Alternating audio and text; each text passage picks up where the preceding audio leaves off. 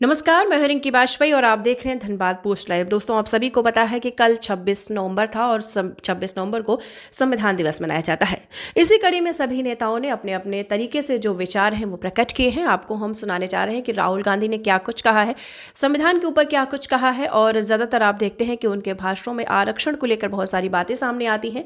और आपको ये भी बता दें कि वो लोगों के हित की बात करते हैं और कहीं ना कहीं वो ज़्यादातर उनके भाषणों में एक चीज़ स्पष्ट हो पाती है नेताओं, कि वो जाति जनगणना की बातें करते हैं। कार्यकर्ताओं, तो सारे लोग अपने अपने आप तरीके सबका से यहाँ बहुत बहुत लोगों के स्वागत। बीच जाते हैं नमस्कार। और सारी बातें बताते हैं। तो आज हम आपको बताने जा रहे हैं कि राहुल गांधी ने जनता के बीच में क्या कुछ कहा है, तो आप सुने। नरेंद्र मोदी जी और बीजेपी की सरकार ने आज पार्लियामेंट हाउस में संविधान दिवस पर फंक्शन कराया।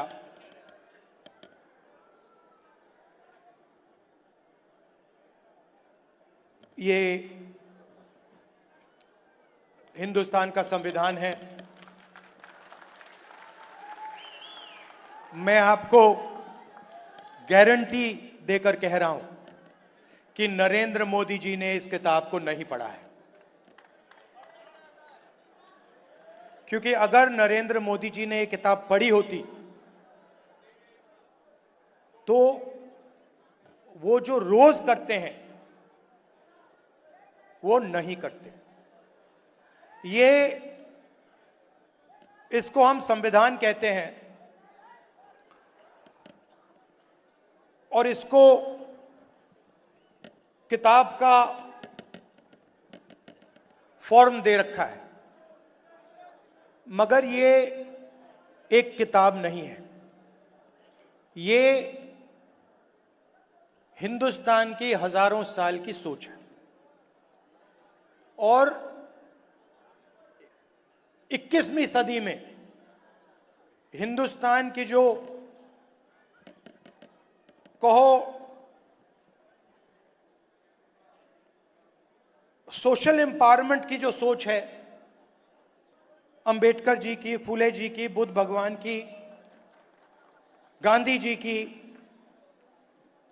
वो इसके अंदर है। आप किसी भी स्टेट में चले जाइए, केरला में नारायण गुरु जी, कर्नाटक में बसवना जी, फूले जी, शिवाजी महाराज, हर स्टेट में आपको ऐसे 2-3 नाम मिलेंगे जिनकी सोच इस किताब में आपको मिलेगी। मैं आपसे पूछना चाहता हूं, इसमें सावरकर जी की आवाज है क्या? इसमें कहीं लिखा है कि हिंसा का प्रयोग करना चाहिए? इसमें कहीं लिखा है कि किसी व्यक्ति को मारना चाहिए, डराना चाहिए, काटना चाहिए? कहीं लिखा है इस किताब में?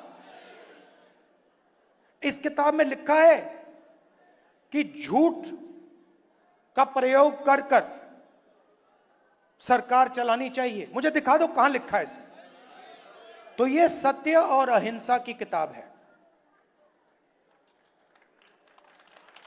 सिंपल सी बात है, यह हिंदुस्तान का सत्य है और यह अहिंसा का रास्ता दिखाता है।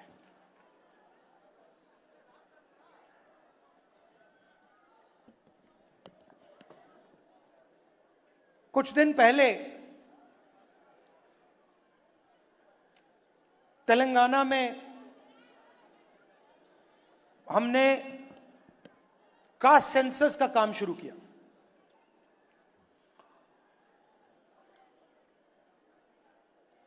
और वो ब्यूरोक्रेटिक एक्सरसाइज नहीं है। पहली बार कास्ट सेंसस को तेलंगाना में जनता की एक्सरसाइज बना दिया गया है। जो सवाल पूछे जा रहे हैं वो बंद कमरे में 10-15 लोग नहीं चुन रहे हैं, वो लाखों लोग, उसमें दलित, आदिवासी, पिछड़े वर्ग के लोग, गरीब जनरल कास्ट के लोग, माइनॉरिटी के लोग, सब लोग हैं। और तेलंगाना की जनता ने सेंसस डिजाइन किया है। ऐतिहासिक कदम है। और जो हम तेलंगाना में कर रहे हैं, जहां भी हमारी सरकार आएगी, जिस स्टेट में, चाहे कर्नाटक हो, तेलंगाना हो, और आने वाले समय में जहां भी हमारी सरकार आएगी, हम उसी प्रकार से जाति जनगणना को करेंगे।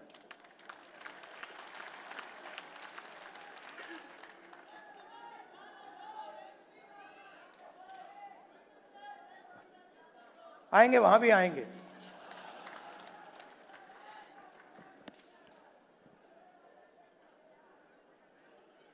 जाति जनगणना क्यों? क्योंकि अगर हम हिंदुस्तान के पॉपुलेशन को देखें तो पूरा देश जानता है कि 15% दलित आबादी है, 8% आदिवासी हैं, तकरीबन 15% माइनॉरिटीज हैं। मगर पिछड़े वर्ग के कितने लोग हैं कोई नहीं जानता। लोग कहते हैं कि पिछड़े वर्ग के तकरीबन 50% हैं, कोई कहता है 55 हैं, अलग अलग स्टेट्स में अलग है। मगर पिछड़ा वर्ग 50% से कम नहीं है। कितना है कोई नहीं जानता है। तो अगर आप जोड़ लें, 50% पिछड़ा वर्ग हो गया, 15% दलित, तकरीबन 8% आदिवासी, 15% माइनॉरिटी, तो 90, तकरीबन 90% हिंदुस्तान की आबादी इन वर्गों में से आती है। उसमें आप 5%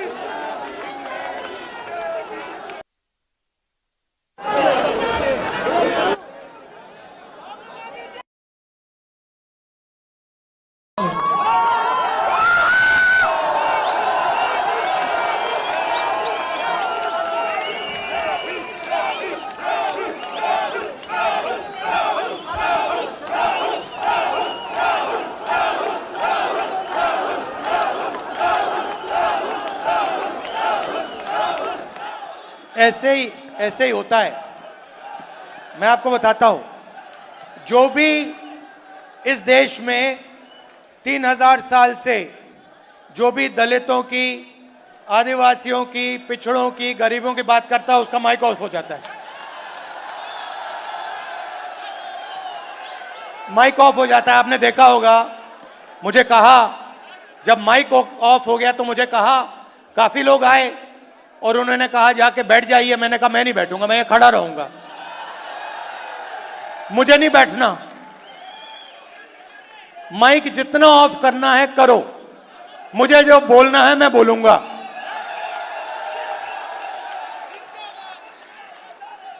यहां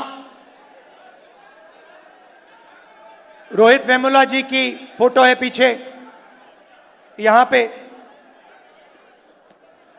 ये बोलना चाहते थे, इनकी आवाज छीन ली गई। और हर रोज हिंदुस्तान में आदिवासी युवा, दलित युवा, पिछड़े वर्ग का युवा सपना देखता है, मैं इंजीनियर बनूं, मैं डॉक्टर बनूं, मैं लॉयर बनूं, मैं मीडिया में जाऊं, मैं आईएएस ऑफिसर बनूं।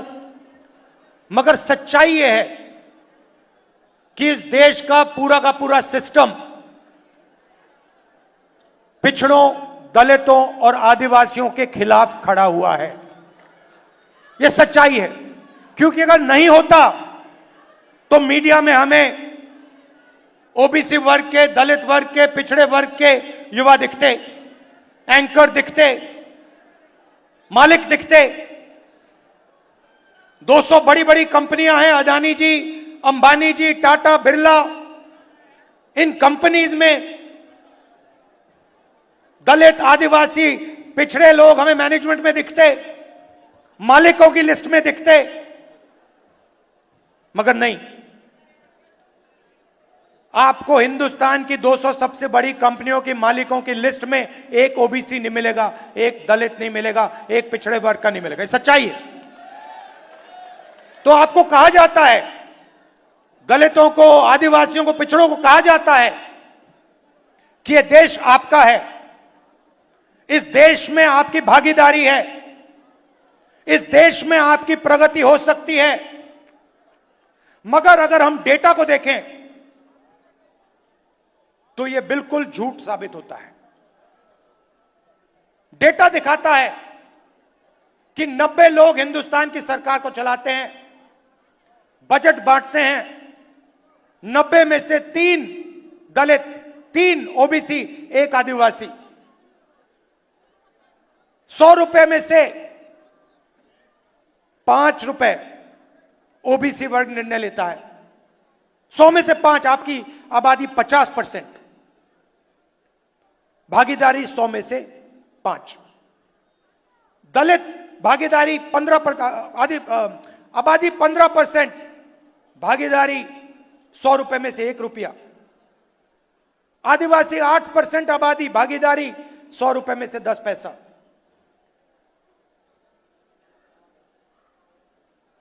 आपके सामने दीवार खड़ी हुई है और आप जानते हो, और आप इस बात को गहराई से समझते हो। समझते हो नहीं समझते हो? यस सर, समझते हो ना ठीक से कि आपके सामने दीवार खड़ी है और उस दीवार को नरेंद्र मोदी और आरएसएस मजबूत करते जा रहे हैं। जहां भी उनको अपॉर्चुनिटी मिलती है, वो दीवार में सीमेंट डाल देते हैं। पहले पब्लिक सेक्टर हुआ करता था, उसको निकाल दिया। सारा का सारा प्राइवेटाइज कर दिया, दीवार मजबूत की। पहले सरकारी स्कूल हुआ करते थे, सरकारी अस्पताल हुआ करते थे, सारे के सारे हटा दिए। आज दलित को, आदिवासी को, पिछड़े वर्ग के किसान को कोई भी इलाज की जरूरत हो, लाखों रुपए आपके जेब में से निकलते हैं। निकलते नहीं निकलते? और कहां जाते हैं? आपकी जेब में जाते हैं क्या? पिछड़ों की जेब में जाते हैं, दलितों की जेब में जाते हैं, आदिवासियों की जेब में जाते हैं? नहीं,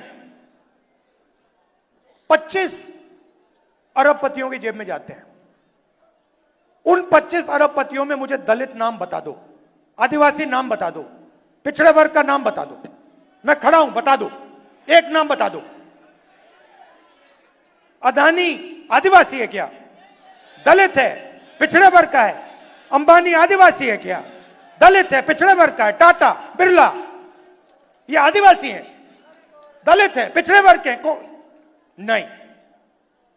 तो सारा का सारा आपका धन आपके जेब में से निकालकर उनके ओर जा रहा है। और उसमें मैं कहना चाहता हूं 5%, 7% बेचारे जनरल कास्ट के गरीब लोग भी शामिल हैं, उनको भी कुछ नहीं मिलता। खोखले सपने दिए जाते हैं। 24 घंटा मैं 20 साल से देख रहा हूं, 24 घंटा आपको बताया जाता है कि आपको जगह है, आपकी जगह है, आपको जगह मिलेगी, मगर नहीं। और हो क्या रहा है? आस्ते आस्ते दीवार मजबूत होती जा रही है। पहले यूपीए की सरकार थी, मनरेगा दिया, जमीन का अधिकार दिया, भोजन का अधिकार दिया, पैसा कानून दिया। वो दीवार को कमजोर करने के तरीके थे। आज मैं देखता हूं तो मैं कह सकता हूं कि जिस प्रकार से हमें दीवार को कमजोर करना था, हमने नहीं किया, यूपीए सरकार ने नहीं किया। जिस मजबूती से हमने करना था, हमने नहीं किया, मगर हम दीवार को तोड़ने की कोशिश करते थे। ये दीवार में सीमेंट डाल रहे हैं, कंक्रीट डाल रहे हैं, फाउंडेशन दे रहे हैं दीवार का। इसीलिए जाति जनगणना की जरूरत है। जाति जनगणना से आप सबको पता लग जाएगा, मीडिया में हमारे कितने लोग, कॉर्पोरेट इंडिया में कितने लोग, कोर्ट में कितने लोग, जुडिशरी में कितने, प्राइवेट अस्पताल हमारे कितने, प्राइवेट कॉलेजेस हमारे कितने। और अभी कहा गया कि ये एक्सरे है। एक्सरे पहला कदम है। सबसे पहले पता लगाना है कि सिचुएशन कैसी है, क्या है। हमें मालूम है कि दलितों को, पिछड़ों को, आदिवासियों को, गरीब जनरल कास्ट के लोगों को, माइनॉरिटीज को दर्द हो रहा है, वो दिख रहा है, सबको दिख रहा है। तो सबसे पहले पता लगाना है फ्रैक्चर कहां है, चोट कहां लगी है, कंपाउंड फ्रैक्चर है, सिंपल फ्रैक्चर, ये पहले लगाना पता। और उसके बाद जाति जनगणना से डेटा मिलेगा। 21वीं सदी है। जो पहले तेल को ब्लैक गोल्ड कहा जाता था, 21वीं सदी का तेल डेटा है। और हम दलितों के बारे में, आदिवासियों के बारे में, पिछड़े वर्ग के बारे में डेटा चाहते हैं। और जिस दिन हमारी सरकार के हाथ में ये डेटा आ जाएगा, उस दिन पूरा का पूरा जो विकास का पैराडाइम है, विकास को करने का तरीका है, विकास के बारे में सोचने का तरीका है, वो बिल्कुल बदल जाएगा। ये विकास की जो सोच है, कि जो अप्रोच है, उसका फाउंडेशन बनेगा। तेलंगाना में हमने काम शुरू कर दिया है। और आप देखना, जब तेलंगाना में रिजल्ट आएंगे, जाति जनगणना का रिजल्ट आएंगे, तो हमारी पॉलिसी जाति जनगणना के डेटा के बेसिस पे बनेगी। और इससे बीजेपी डरती है। बीजेपी चाहती है कि 4-5% लोग अरबपति और 4-5% लोग हिंदुस्तान को कंट्रोल में रखें। और ये जो इन्होंने कंट्रोल कर रखा है, जो इसको ये खत्म करने की कोशिश कर रहे हैं, इस कंट्रोल को तोड़ने के 2 तरीके हैं। एक जाति जनगणना और दूसरा रिजर्वेशन को 50% से ज्यादा कमाओ। तो इसमें हम लगे हुए हैं। तेलंगाना में हमने किया, कर्नाटक में किया, और जहां भी हमारी सरकार आएगी हम दलित, आदिवासी, पिछड़े वर्ग, गरीब, जनरल कास्ट, माइनॉरिटीज का डेटा निकालेंगे और पता लगाएंगे कि विकास में उनकी क्या हिस्सेदारी है, हिंदुस्तान के फ्यूचर में उनकी क्या भागीदारी है, क्या भागीदारी होनी चाहिए। यह हमारा लक्ष्य। और मैं आपको बता रहा हूं, बीजेपी कुछ भी कर ले, आरएसएस कुछ भी कर ले, जाति जनगणना और 50% का जो रिजर्वेशन का बैरियर है, इन दोनों को हम खत्म करके देंगे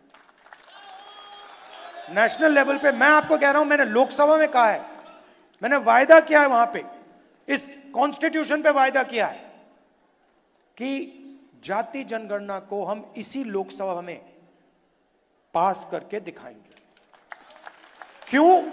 क्योंकि हम ये जो संविधान है इसकी सोच की रक्षा करना चाहते हैं। हम चाहते हैं कि जो इसमें लिखा है कि हिंदुस्तान के सब लोग एक समान हैं, one man one vote, equality, fraternity, उसके लिए हम लड़ रहे हैं और ये काम हम पूरा करके आपको देंगे। मैं चाहता हूं, यहां आपने मीटिंग की, मैं चाहता हूं कि जाति जनगणना का जो मैसेज है और 50% रिजर्वेशन का जो मैसेज है, आप सब हिंदुस्तान के गांव-गांव में, हर शहर में, हर सड़क में आप जाके फैलाओ। जहां भी आप जाओ, आपका एक ही मैसेज होना चाहिए, इस देश में 90% लोगों के साथ अन्याय हो रहा है, रोज हो रहा है, हर रोज हो रहा है, हर मिनट हो रहा है। और अन्याय को खत्म करने का तरीका जाति जनगणना और रिजर्वेशन को 50% से आगे बढ़ाना है। धन्यवाद। तो सुना आपने राहुल गांधी ने किस तरीके से अपनी बात रखी है। संविधान दिवस पर उन्होंने बहुत सारी बातें बोली हैं और खासकर जो उनकी बातों में ये होता है कि आरक्षण को लेकर और जाति जनगणना को लेकर उन्होंने अपनी बातें मीडिया के सामने रखी हैं, लोगों की जनता के सामने रखी है। तो आपको बताते चलें, कल संविधान दिवस था और इसी संविधान दिवस के मौके पर राहुल गांधी ने लोगों को संबोधित किया है, जनता को संबोधित किया है। और आप सभी जानते हैं कि जो हमारा संविधान है 26 नवंबर 1949 को बना था और इसको जो बनाने में 2 वर्ष 11 माह और 18 दिन का समय लगा था। इतने दिन की कड़ी मेहनत इसमें लगी थी, तब जाकर हमारा संविधान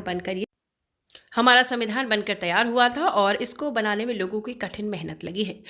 तो इसी मौके पर देश के प्रधानमंत्री जो नरेंद्र मोदी, उन्होंने भी लोगों को संबोधित किया है, हमारी जनता को संबोधित किया है और बहुत सारे नेताओं ने अपनी अपनी बातें रखी हैं। तो इसी कड़ी में राहुल गांधी ने जो अपनी बातें हैं, जो वो मीडिया के सामने रूबरू हुए हैं और अपनी बातें उन्होंने कही है।